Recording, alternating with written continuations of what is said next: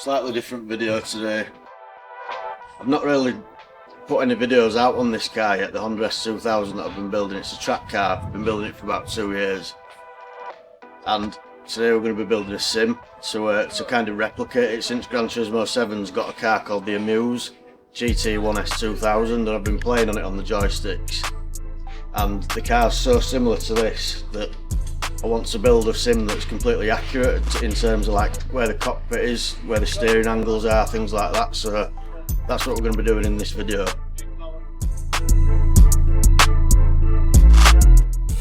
As you can see, this car's tiny. It weighs about 1.1 tonnes. Once it's finished, it's going to be capable of about 600 horsepower.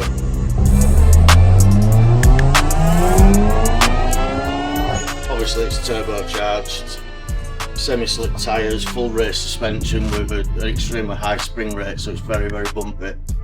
It's just a bit of a track toy. It is road legal, but it's primarily for track. So we're going to build this sim and see if we can figure out how to drive it before we go and crash it on the first lap. So the aim of building this sim is basically to try and get ready for actually driving this car. I know it's not a perfect representation, but it's going to be very close. I'm going to spend a lot of time with the actual driving dynamics of the car and measuring absolutely every part of it, seeing if I can get the steering angles, where the gear position is, stuff like that, the pedal position relative to the seat angles, see if I can absolutely nail it, and we'll try and drive it, because this is a really quick car but it's a really difficult car to drive, so I think the more practice on the sim before it goes on track is going to be definitely a benefit. So a slightly different video, but we'll see how it goes. Hope you like it. And for absolutely ages I've been dying to build a sim for it, but not just a normal sim, kind of a recreation of the inside of the cockpit. So I'm going to use one of the racing seats that are actually out of the car, take all the measurements of the steering angles and stuff like that, and actually build a sim specifically set up for the Honda. Got a load of Fanatec gear down here, steering wheel, hydraulic handbrake, gear shifter, pedals, steering wheel. And we're going to recreate this thing. So let's get into the build. What I'm using to build this frame is going to be, it's a 40mm by 60mm, 3mm thick mild steel tube, like a rectangular box section.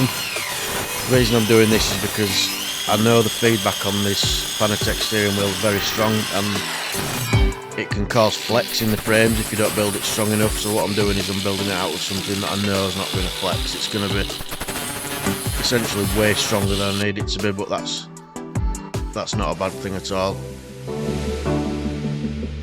So to start with, what I've done is measure the width of the racing seat, because I'm using the racing seat out of the Honda itself, and then basically just building flat platforms to start with that I can screw the seat into later,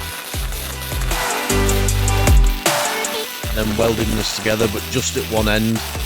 Basically what I've done is I've guessed at the length. I've made it too long because I'm not sure of exactly how long this rig is going to end up being, so I'm just welding the back of it at a perfect 90 degrees, so it's like a U shape, and then a bit later on we'll cut the length of it down once we figure out exactly where things are going, because this is basically, I'm just winging this really. I've got some measurements and things that you'll see soon, but it's going to kind of evolve as it gets built. There's no actual plan to it as such.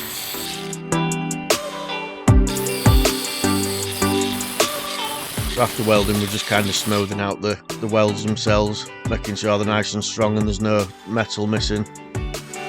I'm actually really happy with these because I'm a bit of a novice welder. I've only welded about 3 or 4 times in the past, and if you've seen the other videos, you'll know welding got me into quite a bit of trouble a few weeks ago on a car that I'm still working on, that I will get back to at some point. Next, we're going to drill some holes for some adjustable feet, just so that if it's on some uneven ground, it can be adjusted and made perfectly level. Plus the feet are rubber, it'll stop it scratching the floor or sliding about. Basically, I'm just drilling some holes now, and then I'm going to weld in some threaded section.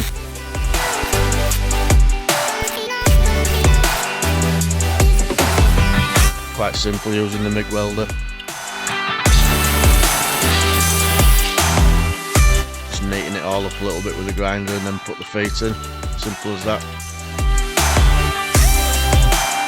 Now this is where it gets a bit tricky, because obviously I want to completely emulate the inside of the S2000. I want where the steering wheel is, where the gear shifter is, everything to be perfect. And right from the start, we noticed that there's actually a 5-degree tilt on the floor itself where the seat mounts to it. So I've measured that with the digital angle finder. And now we basically need to transfer that onto this flat frame. So what I'm doing is using the distance between the 2 bolt holes of the seat, and then using a flat spirit level to get to the 5 degrees we need, and then measuring underneath the front of it and seeing what kind of structure I need to actually form underneath it, what I need to cut just to raise the front of the seat up.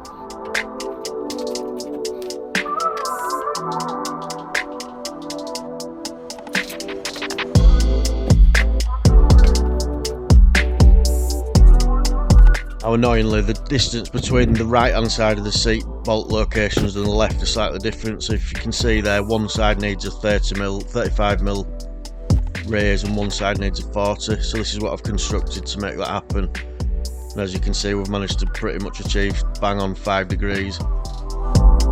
This should make the seating angle pretty much perfect to where you sit in the Honda. So we'll get them welded on now, again using MIG welding.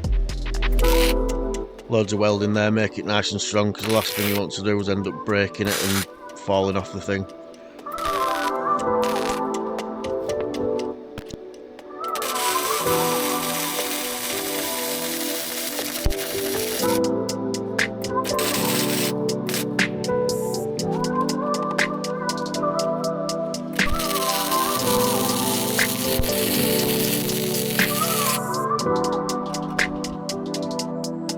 As I said, I'm a very novice welder. I've only welded a few times, but I was extremely happy with these welds. They were really nice and strong, quite uniform. So next, this is nothing to do with the actual cockpit really, the cockpit design, but what I want to do is have it with a surround sound system. So I want to have rear speakers mounted behind the driver's seat. So what I've done here is basically cut some holes out with a lower frame, measured the angle of the back of the seat, and then cut some bars at the right angle so that they go up, and they'll basically later on they'll be holding the rear speakers to the surround sound. So it's just a case of making sure that all the angles are right here and they're exactly right. Both of them ended up working out perfectly. So we'll get them welded on now. Obviously keep checking as well, because metal does shrink a little bit apparently when you're welding, so when you tack it you can move things slightly out of square, so it's just best to keep checking, and if something needs bending slightly before you fully weld it, then just bend it slightly just to get it just right.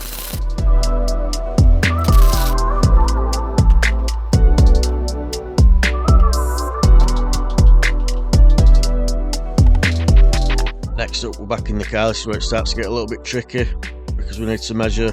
What I'm using basically is the front right bolt hole of the seat on the chassis of the car as a datum point, and everything else is going to be measured from that. So this measurement's just told me that the centre of the steering wheel is 40mm forward of that bolt, and this measurement now is telling me that it's 520mm higher than that bolt hole, which gives me a good point to measure the steering. and it's at around about 16.5 degrees tilt back. On these cars there's absolutely no steering wheel movement, so that whatever it is, that's what it is, so that's what I'm building it at. So basically how I've done it's lay it out on the floor with an angle finder and a load of blocks of wood and you name it, whatever works basically. Found the angles, found the positions, found the distances, and that gives me what I need to cut next, which is the rails that are going to hold onto the plate that the steering wheel attaches to, and this is them being welded on now. Again, constantly checking levels, distances, things like that. You can see here I'm having to adjust it slightly. I think in this stage, the more effort you put into making sure everything's perfect, the easier it's going to be later to fit it all up.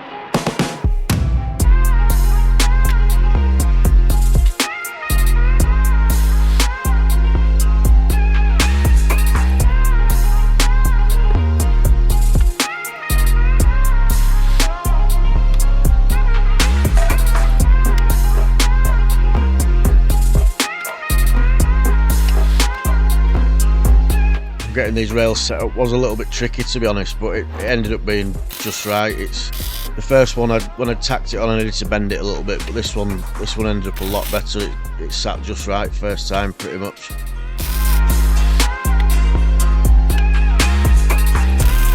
Once you know it's in the right place, it's just good to go for it. And once you've welded all the way around this, it's not going anywhere. It's a very, very strong framework.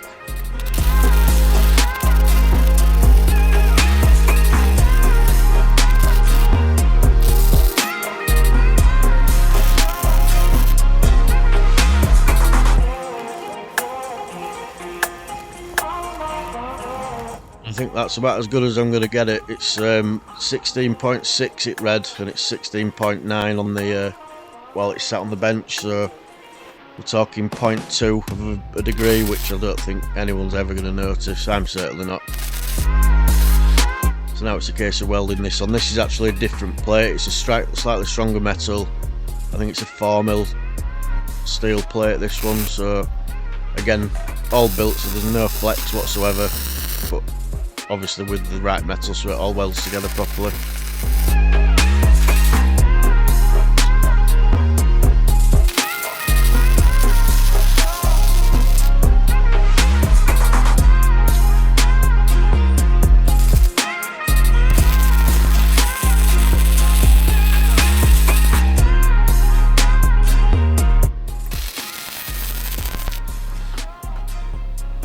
We've burnt the blade out already. The metal I'm using for this is 3mm mild steel, and these multi-purpose blades go through that like butter, but when I tried to cut the plating that I'm using for like the pedal boxes and the steering wheel to sit on and stuff like that, I don't know what that's made out of, but it destroyed the blade within one, well, it didn't even make the cut, it just completely killed the blade. So I've just got another blade from Amazon. They're only 20 quid each and they are really good blades, to be fair. So I'm going to be cutting some more box section now and getting all the pedal box set up.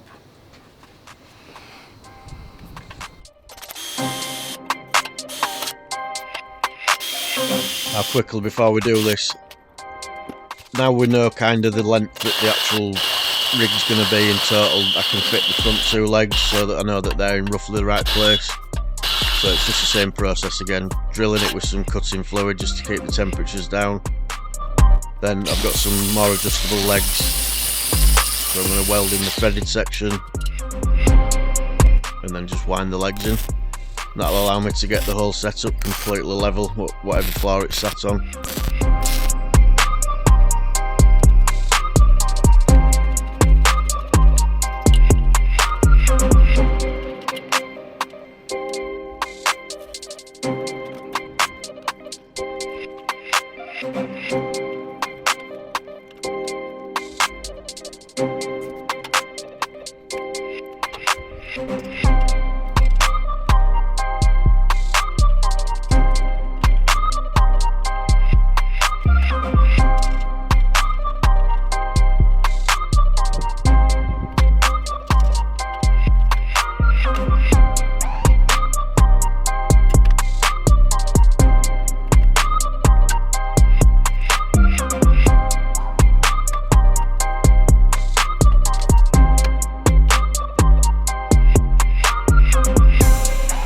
Now it's back to the car again.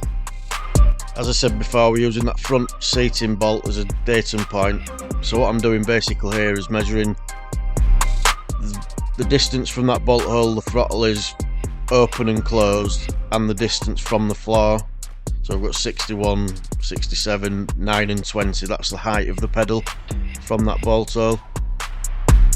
So after a load of messing about, that's kind of the angle that I'm after to get this pedal box set up properly so that we make them measurements from the seat. Once I've messed with that, I'm just basically cutting a couple more little box sections ready to weld on, and that should hold everything perfectly in position ready for the pedal box.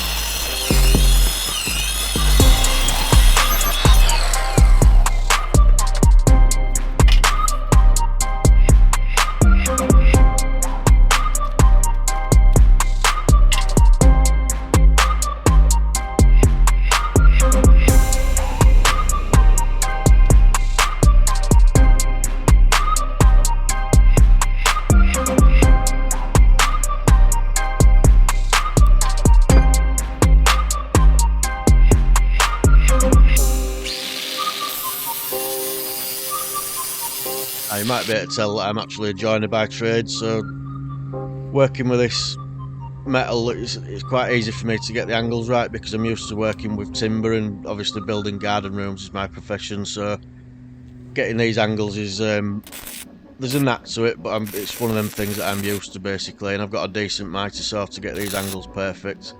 It's the whole welding fabricating bit that's new to me, but I've got a decent welder now, so it does make life a hell of a lot easier if I'm honest, and all these welds I were really happy with. I think I might have got lucky with the way I had the welder set up, because I don't know too much about what happens if you get it wrong, but it just seemed to work lovely, to be honest.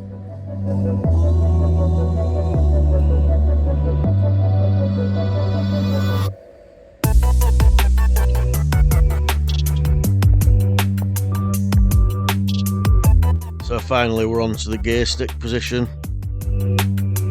What we've measured is it's 430mm up from the bolt. Again, that same bolt that we're using for everything. This is the measurement of just how far forward from that bolt it is, and it turns out it's actually 50mm. So it's very similar to the front of the steering wheel, and it's 340mm sideways from the centre of the steering wheel to the centre of the gear stick when it's in neutral.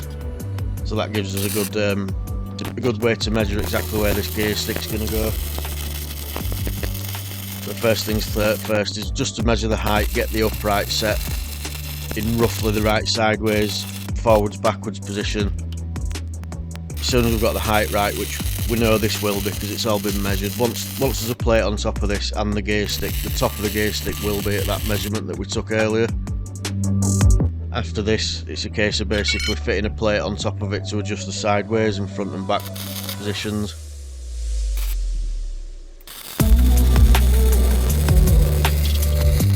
So what I've done with this is actually made the plate too big that I'm welding on, so I'm going to weld this on, offer the gear stick up to it, play about with its position, and then cut the plate down to suit afterwards, just so it makes a nice fit, to be honest. Stuff like this you kind of want to dry fit before you do your final cuts, just in case there's anything wrong, because it's easier to take off a bit of metal than it is to add a new bit if you cut it off too small. So big plate, measure it 3 times and then cut it later.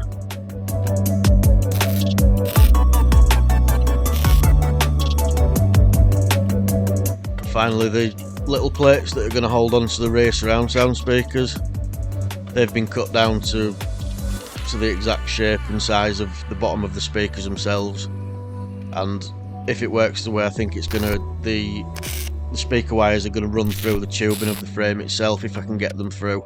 so it should all be nicely concealed wiring.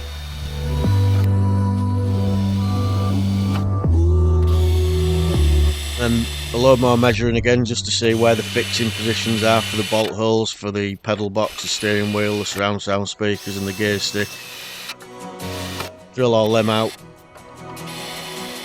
Drill them out to the size you need, maybe a little bit bigger, just as a little bit of play, just to move them about slightly if needs be.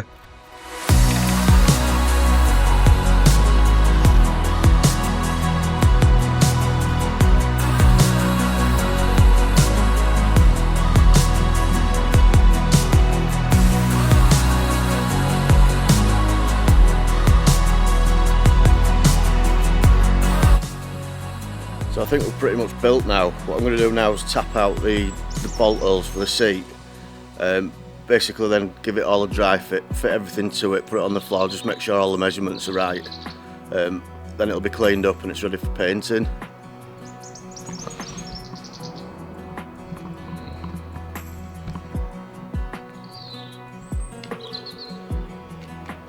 So these holes will be tapped out now. Done one of them with an M8 bolt. That should hold the seat in. All the other holes are pre-drilled.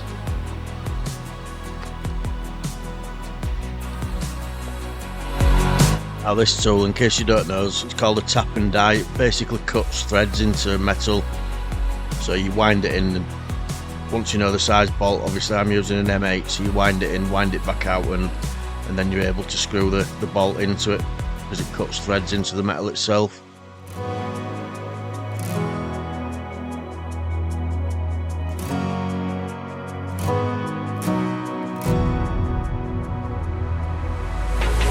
Now we're just bolting everything to the frame. It's loosely bolting, to be honest, not completely pinning it down, but just holding it in place. I'm going to sit on it, just make sure it all feels right, do some last measurement checks. It all looks good. So now after a bit of a clean, a bit of a wipe down because of all the handprints and grease and whatever else is on the metal, it's time to give it a wipe down and then primer it ready for paint. I'm going to use an etch primer with it being bare steel because it can rust and steel. So after a quick etch prime, then we're going to start putting some colour on it, and obviously it's going to have to be red to match the Honda.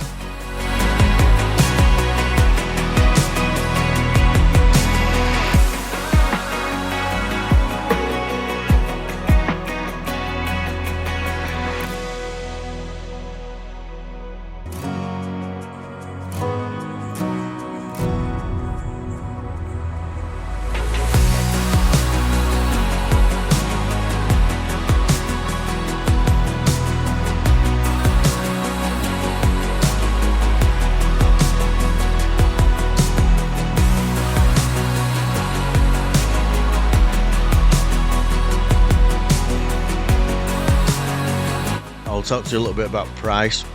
Basically this has been quite cheap, it's been very time consuming, but I've used I think 9 metres of box section, 60 by 40, 3mm box section and 3 steel plates, and the material cost for this ended up being around about 120 quid. Obviously then you've got to have your welders and things like that and your paints and whatnot, but paint I already had, the primers, everything like that I already had it, the welder I already had that, so it only actually cost me, obviously not including the steering wheel and all the setup and the surround sound and the TVs and all the other stuff, it were about 120 quid just to build the actual frame. So now we're clear coating it just to make sure it all looks nice and shiny and stays protected, and we're pretty much done.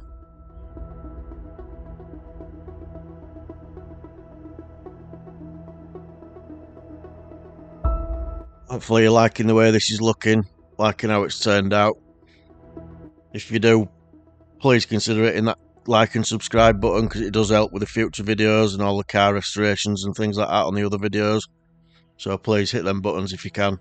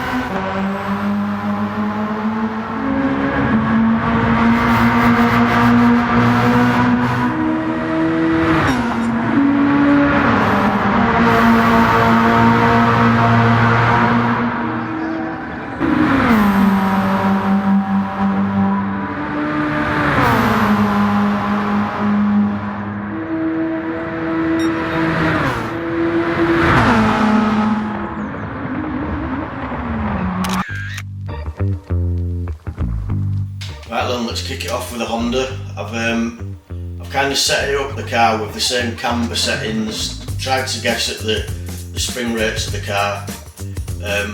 Downforce again, a bit of a guess, but I know it's got quite high downforce, so I'll put that on. The driving dynamics, I'm going to just see what it does really. I've had the actual car set up a certain way, so I've tried to recreate these settings in the game.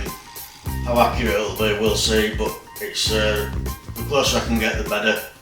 So we'll take it for a few laps.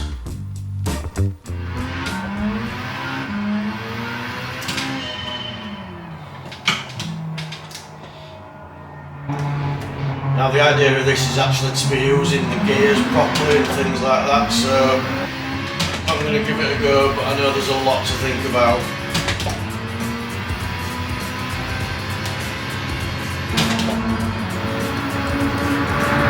This car is quick, very, very quick.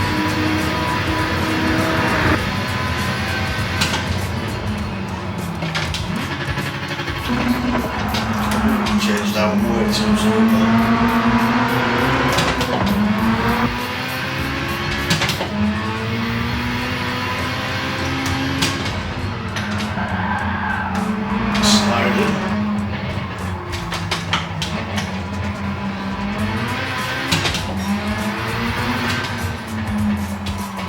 Yeah, it's so twitchy this car, there's so much to think about.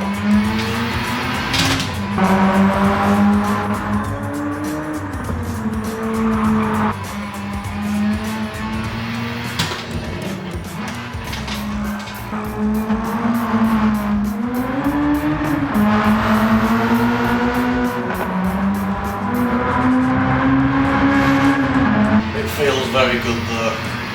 The gearbox in the S2000 is a lovely shift, and this actually feels very, very much like it.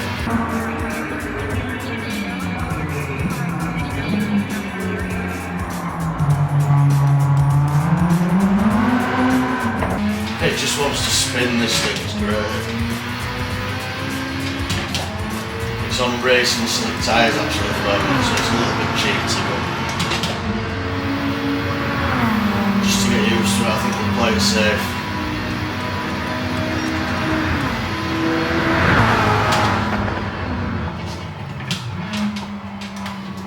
A little bit of hail and so there.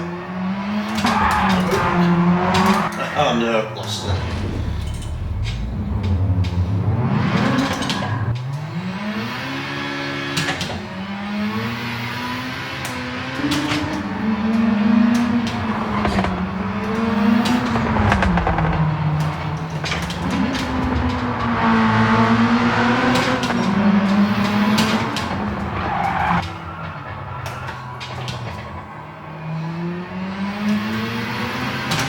Yeah, this is going to take some practice.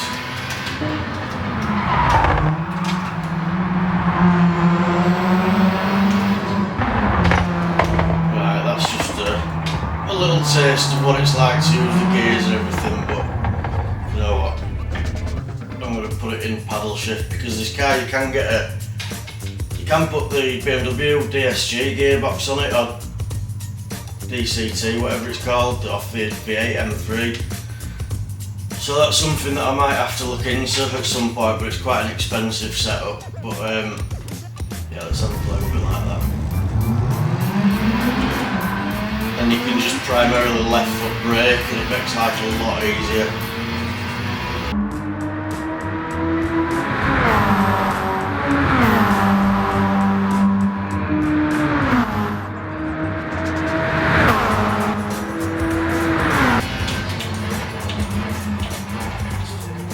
Straight away you just set up better for the corners.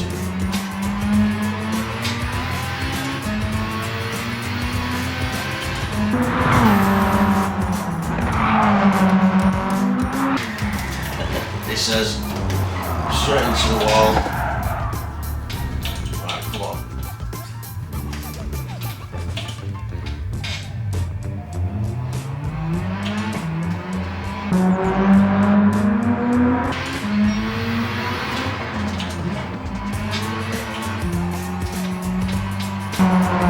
Short talk and concentrate.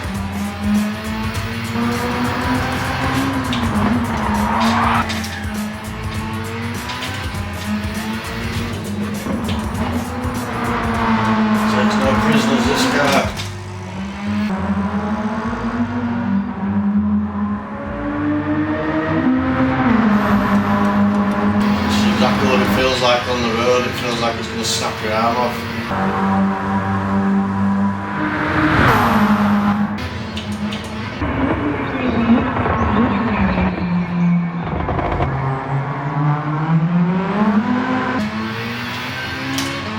Right, fast lap.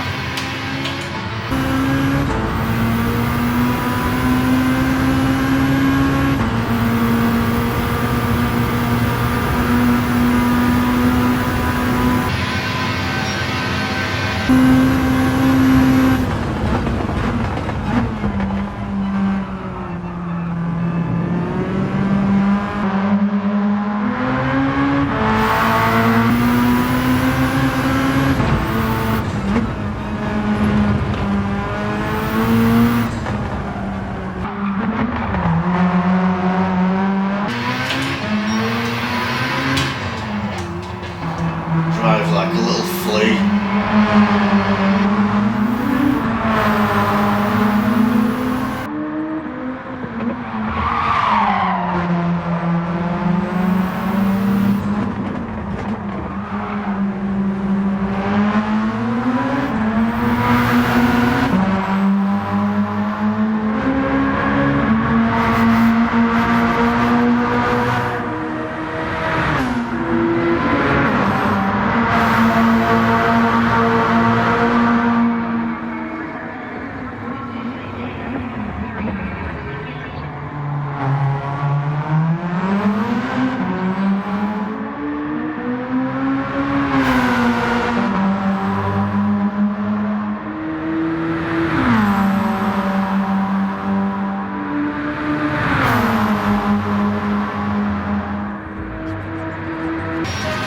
That's a 34-second lap increase just by having a better gear, well, not having to think about changing gear apart from this.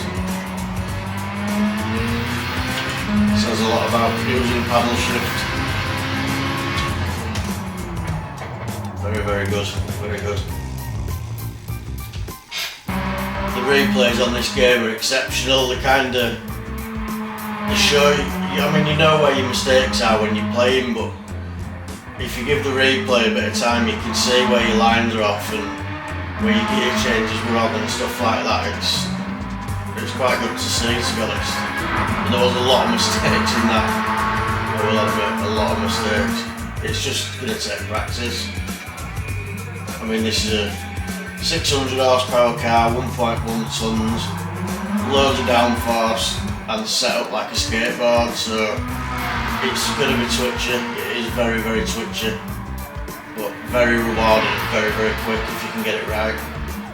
Well, I hope you enjoyed this video. It's definitely, from my point of view, been a massive success. It's going to help a lot get ready to drive this car in real life. So if you like this video, please subscribe to see more content on the car fixes, more of this Honda, a bit more racing maybe. And I'll leave you with just a few clips of a few more people driving it and me being a bit stupid in a couple of cars, namely the Lamborghini.